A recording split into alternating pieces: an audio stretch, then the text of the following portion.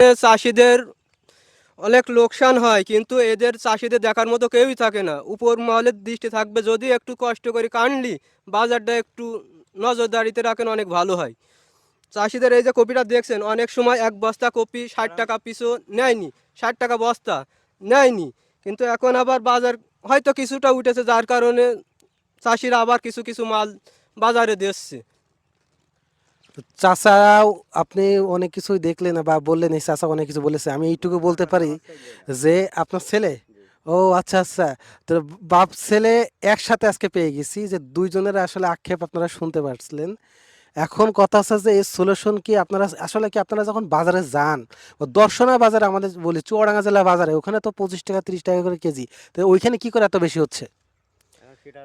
এগুলো যদি বাজার মনিটরিং করা হয়, বিশেষ করে প্রতিদিন সকালবেলা, এগুলো আপনাদের অনেকাংশে নজরদারিতে থাকবে।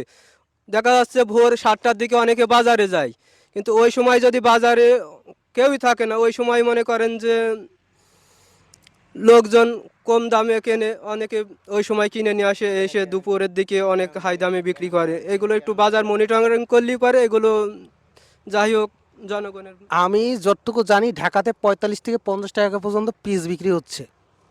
ঠিক আছে, বড় বড় সাইজগুলো 60 টাকা 70 টাকা পর্যন্ত দাম হচ্ছে। আর এখানে চাষিরা বলতেছে যে 10-12 টাকাতে বেচতে পারতেছে না। তার মানে চিন্তা করেন যে আপনাদের মানে বাংলাদেশের চাষিরা যে এইভাবে লস খায়, কফি লাগানো বন্ধ করে দেবে একটা সময়।